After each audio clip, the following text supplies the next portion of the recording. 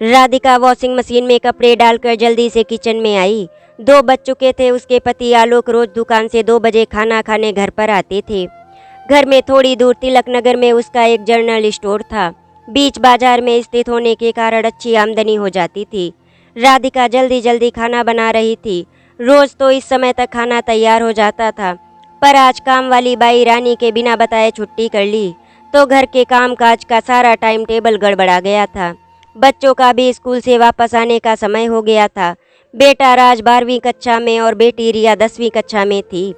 दोनों Saint Thomas school में पढ़ते थे। थोड़ी देर में ही घर में सब पहुंच गए। राधिका ने जल्दी से खाना डाइनिंग टेबल पर लगा दिया। सभी को जोर से भूख लगी थी, इसीलिए बिना कुछ नखरा किए सभी बड़े आनंद से खाना खाने लगे। राधिका को ये देख मन ही मन बड़ी खुशी मिलती। खाने के बाद बच्चे अपने कमरों में चले गए। आलोक भी दुकान पर लौटने की तैयारी करने लगे। अचानक उसे कुछ याद आया।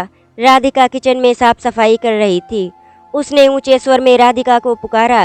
राधिका सब काम छोड़कर जल्दी से भागी चली आई।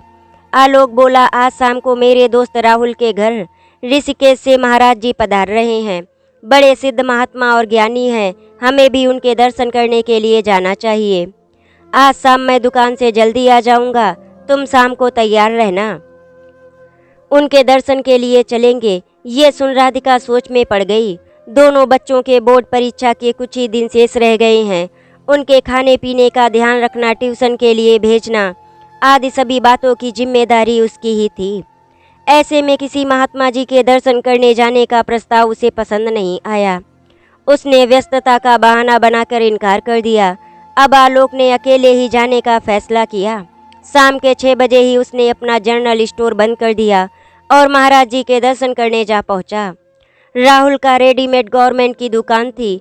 बिजनेस अच्छा चल रहा था। राहुल के घर पहुंचकर वो हैरान रह गया। हॉल लोगों से खचाखच भरा हुआ था। सामने ऊंचे गद्दे पर महाराज जी बैठे थे। सब लोग महात्मा जी को दंडवत प्रणाम कर रहे थे। आलोक भी प्रणाम कर बैठ गया। स्थूलकाय गौर वर्ड वाले स्वामी की आंखों में कुछ ऐसा था जो बरबस किसी को भी अपने मोह जाल में खींच सकता था। थोड़ी ही देर बाद स्वामी जी ने प्रवचन देना आरंभ कर दिया। बादलों के गर्जन जैसी आवाज में आत्मा और परमात्मा, जगत मिथ्या है, मोह जाल की बेड़ियों को तोड़कर गुरुदेव की शरण में स्वयं को समर्पित कर दो। ऐसे ऐसे प्रवचनों को सब लोग मंत्रमुग्ध होकर सुन रहे थे। प्रवचन समाप्त होने के बाद धनाढ्य लोगों के द्वारा बाहर बगीचे में एक विशाल भंडारे का आयोजन किया गया था।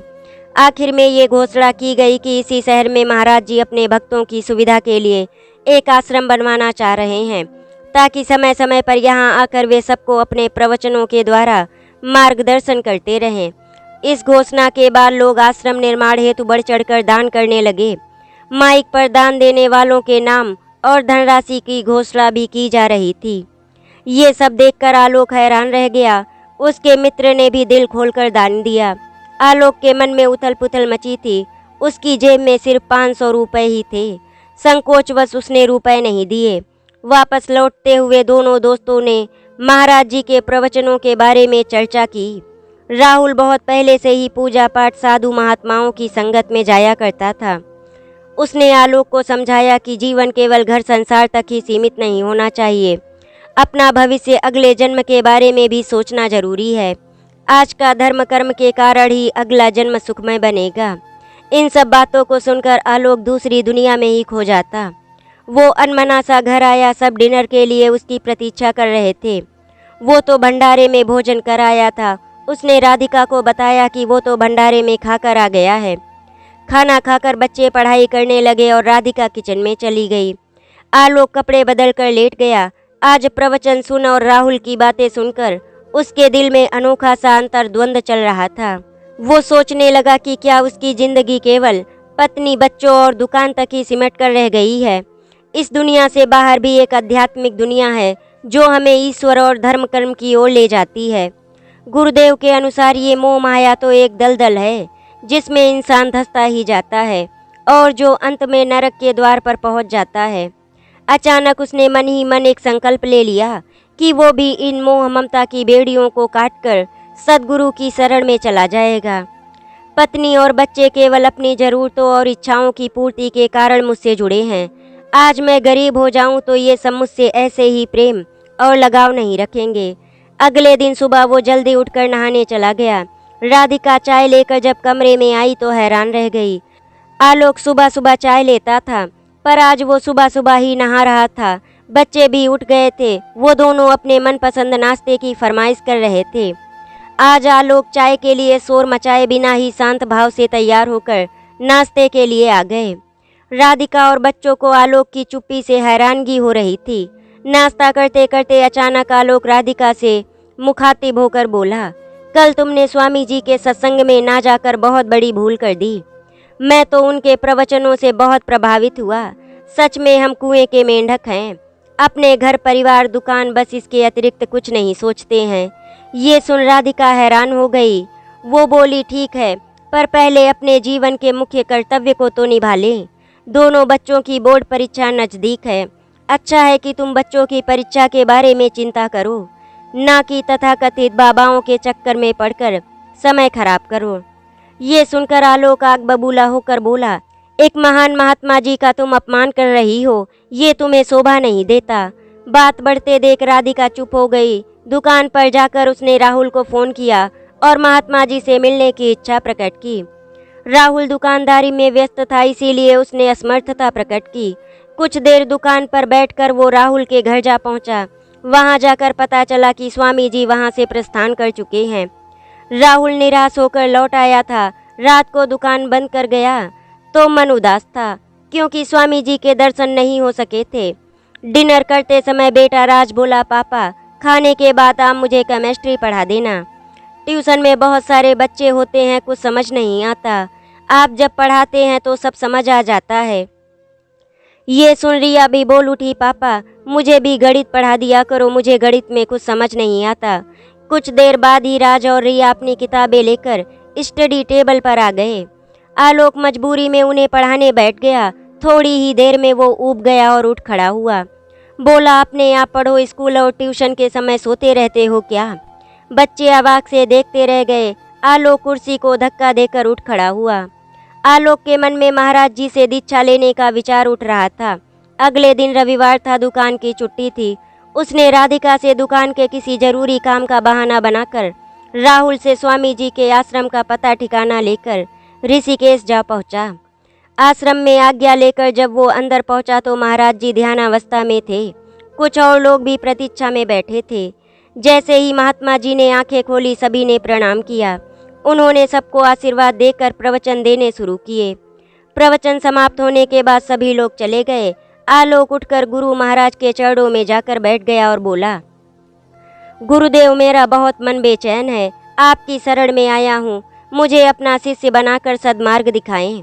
गुरुदेव बोले, तुम सांसारिक मनुष्यों के लिए इस रास्ते पर चलना तलवार की धार पर चलने के समान है। तुम्हें घर परिवार धन वैभव सबका मोह त्यागना होगा।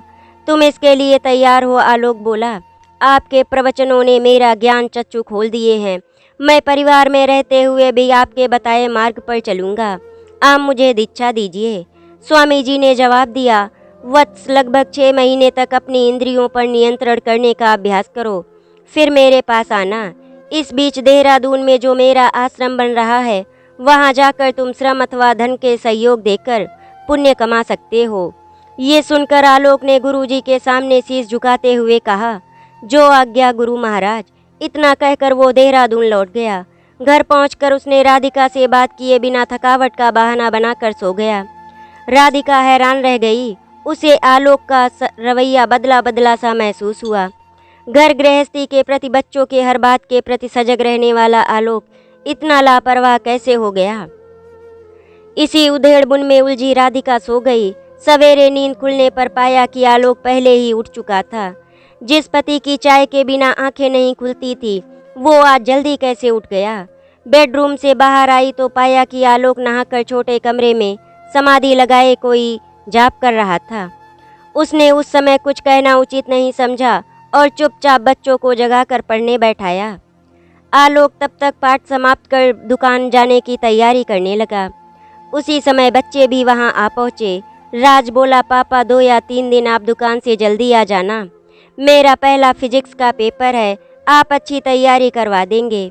राधिका भी टेबल पर नाश्ता लगा रही थी, वो भी यही बात कहने लगी। कुछ समय अब बच्चों के लिए निकालो। आलोक बिना कुछ उत्तर दिए नाश्ता करके उठ गया। दुकान खुलवाकर कुछ देर वहाँ बैठा रहा। फिर अचानक उसे याद आया कि गुरु महाराज ने बताया था कि देहरादून के राजपुर रोड पर उनका आश्रम बन रहा है। उसके मन में वहाँ जाने की तीव्र इच्छा जागृत हुई। नौकरों को कुछ जरूरी आदेश दे वहाँ से जा पहुँचा। निर्माणाधीन जगह पर उसने देखा कि कुछ मजदूरों के साथ गुरुजी के बहुत ही अनुयायी श्रमदान कर रहे थे। उन्हें देख आलोक नतमस्तक हो गया। उसने निश्चय किया कि वो भी रोज 2 घंटे यहाँ आकर इन सब की तरह श्रमदान करेगा। आगे बढ़कर उसने कुछ लोगों से परिचय कर सारी बातों की जानकारी ले ली।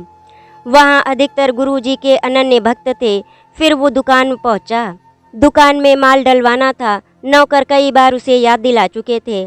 उसने दुकान के लिए माल लाने का जिम्मा एक नौकर को सुपुर्द कर स्वयं हिसाब किताब देखने लगा। कुछ सोचकर उसने 10,000 रुपये का चेक आश्रम के लिए काट कर अलग रख दिया। हिसाब किताब में बहुत समय बीत गया। समय देखा तो लंच का समय निकल चुका था। उसने 1 कप चाय मंगवाई और नौकर को कुछ आदेश देकर निकल गया और सीधा आश्रम बनने के स्थान पर चला गया। वहाँ कैशियर को दान खाते में 10,000 रुपये जमा करवाकर अन्य अनुयायियों के साथ निर्माण कार्य में श्रमदान करने लगा। गुरु महाराज जी की जय जयकार बोलते हुए उसे काम करने में बहुत आनंद आ रहा था। आश्रम की ओर से भोजन का इंतजाम था। भोजन कर 2 घंटे बाद वो दुकान आया और 8 बजे ही दुकान बंद कर घर आ गया। जहाँ जाकर उसने देखा कि सभी गुस्से में थे। राधिका जो बहुत शांत स्वभाव की थी, वो भी गुस्से में चिल्लाने लगी। बेटा भी फिजिक्स की अच्छी तैयारी ना होने पर बहुत दुखी था। उसने भी पापा को कह दिया कि अगर परीक्षा में कम अंक आए तो आप ही इसके जिम्मेदार होंगे। राधिका ने भी खूब खरी खोटी सुनाई उन सबको। हैरानी तो तब हुई जब क्रोध के उत्तर में आलोक बिल्कुल शांत रहा। कुछ समय बाद हाथ ऊपर उठाकर बोला, चिंता मत करो, गुरु महाराज जी की कृपा से सब शुभ ही होगा। राधिका गुस्से में तिलमिला उठी। उसने क्रोध में चिल्लाकर कहा, ये किस गुरु ने तुम्हें पाठ पढ़ाया है कि अपने घर बीबी बच्चों को छोड़कर वैरागी बन जाएं?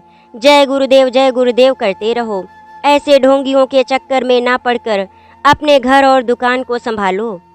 कुछ रुककर वह फिर बोली, मेरा माथा तो तभी ठनक गया था जब मुझे दुकान पर फ़ोन करने पर पता चला कि तुमने दुकान के लिए माल खरीदने के लिए खुद ना जाकर नौकर को भेजा था और संडे को माल लाने का बहाना बनाकर कहीं और गए थे। बच्चे भी चकित होकर मम्मी और पापा की ये बहस सुनकर और देख रहे थे। आज से पहले उन्होंने कभी भी मम्मी को ऐसे चिल्लाते नहीं सुना था। ये सब सुनकर आलोक शांति शांति कहकर चुपचाप बिना नाश्ता किए दुकान जाने लगा तो राधिका का गुस्सा 7वें आसमान पर पहुंच गया। वो लपक कर आलोक के रास्ते को रोककर खड़ी हो गई और बोली, वाह, पहले चोरी ऊपर से सीना चोरी। चुपचाप नाश्ता करिए और राज को पढ़ाइए। दुकान आज नौकर देख लेंगे। आलोक नाश्ता करके बोला, मैं दुकान खुलवाकर अभी आता हूँ। कुछ देर दुकान पर बैठकर उसने सोचा कि राज को पढ़ाने के लिए तो सारा दिन बाकी है। कुछ समय आश्रम निर्माण कार्य में मदद कराता हूँ। नौकरों को काम समझाकर वो चला गया। वहाँ पहले से ही बहुत से सेवक गुरुजी की जय जयकार करते हुए काम में लगे थे। वो भी श्रमदान में मगन हो राज की पढ़ाई, राधिका का क्रोध और दुकानदारी सब भूल गया था। शाम होने पर दुकान वापस आया। अब उसका मन गुरु महाराज और उसके प्रवचनों में ही लीन रहता। रात को घर जाते समय उसे उसकी जरा सी भी परवाह नहीं थी कि बच्चों की पढ़ाई की जिम्मेदारी ली थी। वो राधिका से सवेरे का झगड़ा आदि सब भूल चुका था।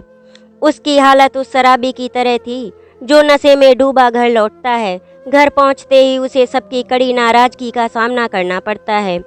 राधिका और दोनों बच्चे आलोक के इस बदलाव से बेहद परेशान थे। बात अब राधिका की सहन शक्ति से बाहर होती जा रही थी। क्या करे, किससे मदद ले? उनके परिवार की लोग मिसाल दिया करते थे। आज वो बड़ी दुविधा में फंस गई थी। अगले दिन उसने निर्णायक कदम उठाया।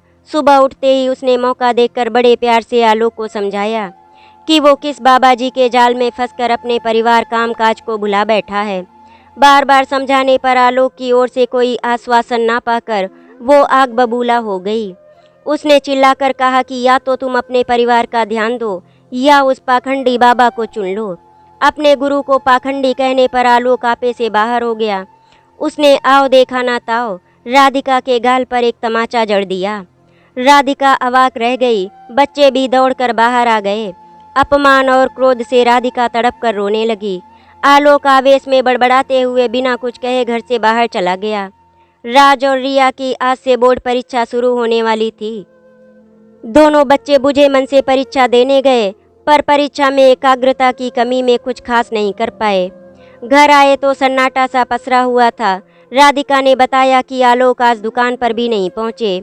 समय बीतता गया, एग्जाम समाप्त हो गया, फिर रिजल्ट भी आ गए। दोनों बच्चों के परीक्षा परिणाम निराशाजनक थे। घर में मानो मूर्धनी सी छा गई। राज और रिया का रो रो कर बुरा हाल था। राधिका मानो जड़ सी हो गई थी। अपनी व्यथा किससे कहे समझ नहीं पा रही थी। दोनों बच्चों के परीक्षा फल के चलते किसी विद्यालय में एडमिशन मिलना असंभव नजर आ रहा था। राज और राधिका कॉलेजों के चक्कर लगाते निराश हो चुके थे। कुछ कॉलेज भारी डोनेशन लेकर एडमिशन दे रहे थे, पर राधिका के पास देने के लिए इतना रुपया नहीं था। वो पंख कटे पक्षी की तरह तड़पती रही। राज भी घोर निराशा में डूब गया था। रिया को एक सरकारी स्कूल में 11वीं कक्षा में बड़ी कठिनाई से 8 में दाखिला मिला। एडमिशन न मिलने पर राज गहन मातम ग्लानि और निराशा के दौर से गुजर रहा था। उसके सारे सपने चूर चूर हो गए थे। उसके सारे दोस्त उच्च अंक प्राप्त कर अच्छे कॉलेज में प्रवेश पा चुके थे। ये देख राज धीरे धीरे अवसाद की ओर बढ़ने लगा। पूरा दिन कमरा बंद कर लेटा रहता। अब उसे किसी भी चीज में कोई रुचि नहीं रही। ये सब देख राधिका की चिंता बढ़ती जा रही थी। उसने अपने एकमात्र विश्वस्त नौकर को गुरुजी के आश्रम भेजा, जिससे आलोक को घर के बिगड़ते हुए हालात के बारे में सारी जानकारी दे सके। पर नौकर मोहनलाल निराश होकर लौट आया। वहां जाकर मालूम हुआ कि आलोक गुरुजी के दल में शामिल होकर 4 धाम की यात्रा पर निकल गए हैं। राधिका का घर चलाने के लिए धनाभाव के कारण बहुत दिक्कत आ रही थी। उसे नौकर मोहन के साथ दुकान पर बैठने का निर्णय लिया। दोनों बच्चों को अपने फैसले से अवगत करवा दिया। राज भावहीन आंखों से बस देखता रहा। रिया थोड़ी नाराज होकर बोली, मम्मी, मेरी स्कूल में सब सहेलियां मुझसे पापा के बारे में पूछेंगी तो मैं क्या कहूँगी। परेशान होकर राधिका उठकर अगले दिन दुकान जाने के लिए पूरी योजना बनाने लगी। उसे घर पर बच्चों के लिए भी पूरा इंतजाम करके जाना था। दुकान का हाल देखकर उसकी आंखें भर आई। जिस दुकान को लेकर वो इठलाती थी, आज वही लूटी तिजोरी की तरह थी। दुकान को ग्राहकों के योग्य बनाने में सप्ताह भर का समय लग गया। उसने अपने कुछ कीमती गहने बेचकर सामान डलवाया। कुछ पुराने ग्राहक आने भी शुरू हो गए। सब कुछ खरीदने से पहले आलोक के बारे में चर्चा करते। राधिका से जवाब देते नहीं बनता। राधिका का मन दुख और लज्जा से बुरी तरह आहत हो जाता। आलोक के प्रति उसका प्यार, आदर और लगाव की भावनाएं बहुत पहले ही समाप्त हो चुकी थी। उसकी स्थान वितृष्णा और नफरत ने ले लिया था। अब उसके लिए ना आलोक कोई ज़रूरत थी और ना ही वो उसका इंतजार करती। दुकान से घर आकर भी कोई खुशियों का माहौल नहीं मिलता। रिया अपनी कोई ना कोई परेशानी लेकर माँ का इंतजार करती मिलती। अस्त व्यस्त घर, जूठे बर्तन उसका स्वागत करते। रिया से उसे पता चला कि आजकल राज उसके जाने के बाद न जाने कहाँ निकल जाता और शाम को घर लौटता। राधिका के पूछने पर पहले तो उसने चुप्पी साध ली, पर राधिका के बार बार पूछने पर उसने बताया कि वो अगले साल फिर 12वीं की प्राइवेट कैंडिडेट की परीक्षा देगा। उसी के लिए जानकारी जुटा रहा हूँ। राधिका ने राज को एक दिन समझाया कि अभी उसके लिए बहुत समय है। समय आने पर उसे फॉर्म भरवा देगी। फिलहाल वो उसके साथ दुकान पर बैठना शुरू करे। उसे भी थोड़ी बहुत मदद मिल जाएगी और राज को दुकान चलाने का अनुभव मिल जाएगा। राज ने राधिका के लिए मशवरे का कोई जवाब नहीं दिया और उठकर चला गया। अगले दिन राधिका को निराशा ही हाथ लगी। राज का कोई अता पता नहीं था। रात को जब राधिका घर पहुंची, राज अभी तक घर नहीं पहुंचा था। रिया भी चुपके चुपके मोबाइल फोन पर किसी से बात कर रही थी। राधिका के आने का उसे पता ही नहीं चला। राधिका हैरान रह गई। रिया के पास फोन कहाँ से आया? वो किससे बात कर रही थी? आहट पाकर रिया घबराकर मोबाइल छिपाने की कोशिश करने लगी। राधिका के पूछने पर माँ को टालने की कोशिश करते हुए बोली कि मेरी दोस्त रीमा का फ़ोन है, आप तो लेकर नहीं देती तो मन बहलाने के लिए मैं उससे ले आई थी। राधिका समझ गई कि रिया भी हाथ से निकल चुकी है। उधर राज का भी कोई पता ठिकाना नहीं था। उसने जब रिया से राज के बारे में जानकारी लेनी चाहिए तो रिया भड़क उठी और बोली कि मुझे क्या पता वो कहाँ जाता है। क्षुब्ध सी राधिका अपना सिर पकड़कर बैठ गई। उसका मन आलोक के प्रति घोर वितृष्णा और क्रोध से भर उठा था। मन कर रहा था कि पुलिस स्टेशन जाकर आलोक और उसके तथाकथित गुरुजी की रिपोर्ट लिखवा दे। पुलिस उसे ढूंढ निकालेगी, पर वहां जाकर उसे पुलिस कर्मचारियों से कैसे कैसे शब्द बाणों का सामना करना पड़ेगा, कितनी जिल्लत झेलनी पड़ेगी, ये अच्छी तरह जानती थी। आलोक स्वेच्छा से ही गुरुजी की शरण में गया था, वो किसी पर आरोप भी तो नहीं लगा सकती। 2 दिन बाद राधिका दुकान पर जाने की तैयारी कर रही थी। मोहन नियम से चाबी लेने घर पर आता था। राधिका आज बहुत परेशान थी। कल सवेरे से गया हुआ राज अभी तक घर नहीं लौटा था। वो अपने एकमात्र हितैषी मोहन को राज को ढूंढने के लिए भेजने की सोच ही रही थी कि दरवाजे की घंटी बजी। उसने जल्दी से दरवाज़ा खोला तो उसके होश गुम हो गए। दरवाजे पर वर्दीधारी पुलिस के 2 आदमी खड़े थे। पूछ रहे थे कि राज का घर यही है। उसने कांपते हुए सिर हिलाया। एक पुलिस वाला बोला, राज और उसके कुछ दोस्तों को कल शहर से दूर एक खंडहर पर गांजे के साथ पकड़ा गया। वे सभी गांजे और चरस का सेवन करते पकड़े गए हैं। ये सुनने के बाद राधिका को घबराहट के मारे चक्कर आ गया। वो वहीं गिर पड़ी। उसी समय मोहन भी घर पर दुकान की चाबी लेने आ गया था। सारी बातें सुनकर वो भी सकते में आ गया। उसके तो हाथ पैर फूल गए। उसने रिया को माँ की देखभाल करने को कह पुलिस के साथ थाने जा पहुंचा। वहां राज की हालत देख उसका दिल कांप उठा। राज उसे देखकर रो पड़ा और इस मुसीबत से बचाने के लिए गुहार लगाने लगा। होश में आते ही राधिका भी पुलिस थाने जा पहुंची। राज को देख उसका दिल दुखी हो गया। मन दुख से हाहाकार कर उठा। क्या करे, किसके आगे दया की भीख मांगे। मोहन ने सलाह दी कि वो कहीं से आलोक का पता ठिकाना पता कर उन्हें ही खबर पहुंचाने की कोशिश करता है। इस समय राज को डांट फटकारने या पुलिसकर्मियों के आगे हाथ पैर जोड़ने से बात नहीं बनेगी। इसीलिए राज को सांत्वना देकर उन दोनों ने पुलिसकर्मियों से राज पर थोड़ा नरम रुख रखने की विनती कर बताया कि गलत लोगों की संगत में पड़ जाने की वजह से उसने ऐसा किया है। उसने कहा, आप स्कूल से राज के बारे में जांच भी कर सकते हैं। बस कम अंक आने के फलस्वरूप अवसाद का शिकार होकर वो इस हाल तक जा पहुंचा है। अब मोहन आश्रम में जाकर गुरुजी के बारे में खोजबीन करने लगा।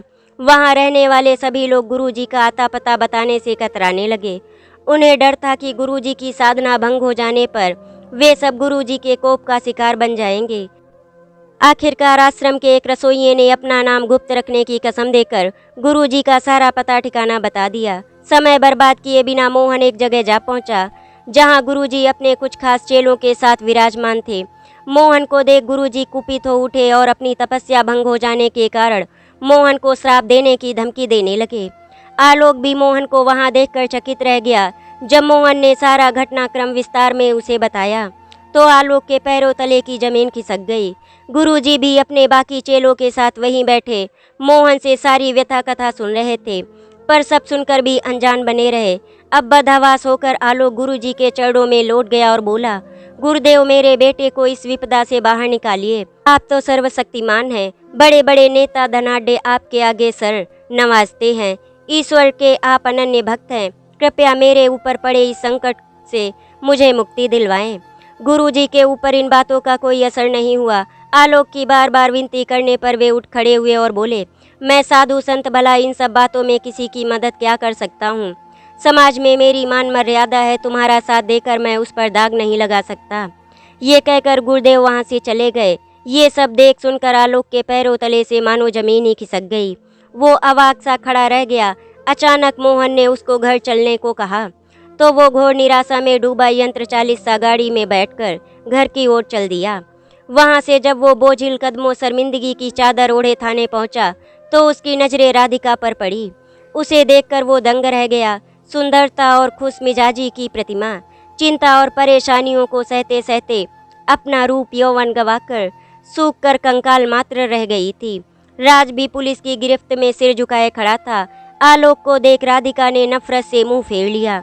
पिता को देख राज बेबसी से रो पड़ा। समय न गवाते हुए आलोक पुलिस इंस्पेक्टर के कमरे में जाकर उनसे बातचीत करने लगा। एक लंबी बातचीत के बाद आलोक ने राज की जमानत के लिए भाग दौड़ शुरू की। राज का स्कूल रिकॉर्ड अच्छा था। प्रिंसिपल ने भी अच्छी रिपोर्ट दी। आखिरकार राज को जमानत मिल गई। जमानत के बाद जब उसका घर जाने का समय आया तो राधिका ने मोहन को ये कहकर टैक्सी बुला ली। बिना किसी से बात किए वो टैक्सी में बैठ गई। ये देख आलोक ने दौड़ते हुए जाकर टैक्सी का दरवाज़ा पकड़ लिया और बोला, मेरी गलतियां माफ़ी के योग्य तो नहीं हैं, पर अगर हो सके तो मुझे माफ़ करके परिवार को टूटने से बचा लो। ऐसे ढोंगी साधुओं और गुरुओं की असलियत को मैं बहुत नज़दीक से परख चुका हूँ। अब मेरा मोह भंग हो चुका है। ये कह वो राधिका के सामने एक दीनहीन याचक के समान खड़ा हो गया। अपने बच्चों के भविष्य को देखते हुए राधिका ने आलोक के द्वारा की सारी गलतियों को भूल उसे टैक्सी में बैठने का संकेत किया। सब घर पर पहुंच गए। सबके दिल में जीवन को पहले की तरह जीने की उमंगें हिलोरे ले रही थी। आशा करती हूँ आपको हमारी कहानी अच्छी लगी होगी। अगर आपको हमारी कहानी अच्छी लगी तो वीडियो को लाइक एंड शेयर करें, चैनल को सब्सक्राइब करें। वीडियो देखने के लिए आपका धन्यवाद।